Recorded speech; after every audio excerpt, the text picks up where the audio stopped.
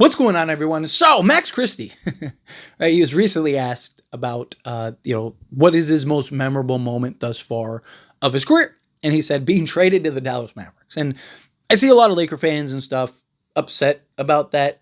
A lot of people kind of understand, but I see some, noise about like, oh, look, he's, if you're Max Christie, that probably is the most memorable moment, right? Because it would have been being drafted by the Lakers and being a part of the Lakers, right? But two reasons. One, he's a Dallas Maverick, for one, right? Like, what is he supposed to say? It was, he could have said being drafted, right? When I was drafted, that's the dream type thing. But like anything specific with the Lakers, it's one of those catch-22s.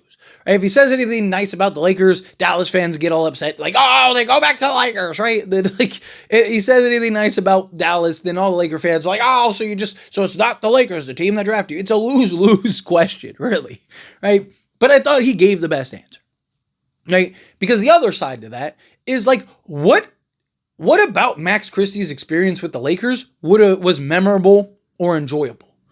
The guy was drafted, right? Young prospect that looked like he was ready to go. Put in the work, put in the hours, showed the growth and improvement, and then got benched after working his tail off. And he was the exact type of player we need, right? Okay, fine, no problem. Boom. Continue to do it. Next year, same thing, right? You see the clear growth. You see the clear upside. You see the guy is clear. Like, you're watching Summer League and you're like, dude, this guy's better than everybody. This guy is so good. Right? You see glimpses in actual games, right? When he does get the spot minutes and the random start here and there because guys are around. Right? And you saw, like, oh man, this guy, there's something here. He could be a legit 3-and-D guy. And still nothing. No level of consistency. Even just 7 minutes a game. Right? It's like you're not going to know a bunch from him in 7 minutes, but at least it's something. At least he's getting some part of rotation, nothing. He gets nothing. And then he finally continues to build, continues to grow, finally gets the opportunity when J.J. Redick becomes the head coach, and again, proves he's exactly what this team needs. A versatile defender that can knock down the three ball, and all of us are celebrating, hooting, and hollering. And what is he rewarded with finally emerging? Finally becoming somebody for the Lakers, finally looking like a franchise cornerstone piece. I'm not saying a superstar or any of that, just a guy, even if he's a Danny Green type, right? We finally got that guy. Let's go. They trade him. Now, they traded him for Luka Doncic, right? But for him, what about his Laker tenure is memorable, right? Like, his Laker tenure was terrible. He didn't get to play even though he probably should have, right? And then when he finally does get played, starts to show what he can actually bring to this team, a real bright spot. All of us are praising him. All of us are talking about how great he is. Lakers are talking about how we finally found our guy, this, that, and the other. And then he gets traded. And in all honesty, should not have been traded, even in the Luka trade. Now, if you had no choice, then sure, you trade him. Right? Because you're landing Luka Doncic. You're not going to let Max Christie be the difference. You're not going to let Max Christie stay in the way of you landing Luka. But if you could have done anything else to keep Max Christie, you should have. Even trading Austin Reeves would have made sense because it would have been justified. No one would have been like, oh my God, why did you trade Austin Reeves? Right? Like, everyone would have been like, yeah, you just landed Luka. Like, what do you need? Like, as soon as Luka came, even Reeves lovers were like, dude, like, Reeves became a bit of a redundancy here. And I like Reeves a lot. But he's not a better fit. Not about the player, but what this team needs. What does this team need desperately in the starting unit? Point of attack defense and three-point shooting. What does Max Christie give you? All of those things. Max Christie is exactly what this team needs. And the Lakers traded him and are now trying to find somebody to replace him.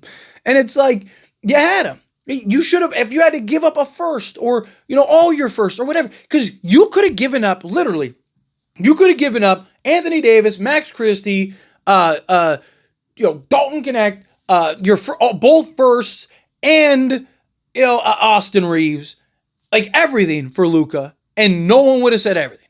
People still would have talked about how the Lakers fleeced the Dallas Mavericks, right? Like, that's the return you got for Luka. Like, so anything that you would have done would have been justified.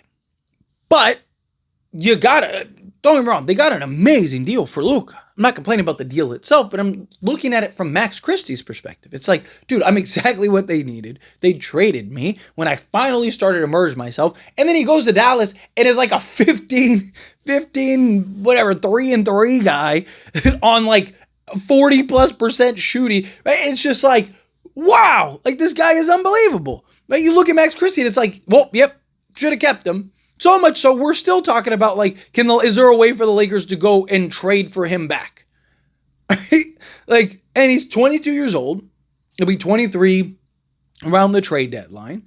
Talking about literally he's young, talented, gifted. And you look at his stats in Dallas. He averaged 11 points, 4 rebounds, 2.5 assists, a steal, and half a block in 30.5 minutes per game. Right? He shot 36.5% from three-point range. His career 37% three-point shooter, but on 5 attempts. Again, he's 22 years old. He already looks like the premier 3-and-D guy. You look at like a young KCP. Right? You see that in Max Christie. Young Danny Green. You see that in Max Christie.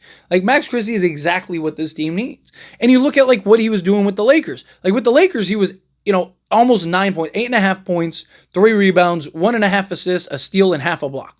Right? So it wasn't like he was terrible. It wasn't like he was bad. So once again, like I can't knock a young man for wanting to like when they ask him a question that, again, is a lose-lose no matter how he answers that. Because if he says anything nice about the Lakers, Dallas fans are going to lose their minds. If he says anything nice about Dallas, Laker fans are going to lose their minds. Or some of them, not everyone.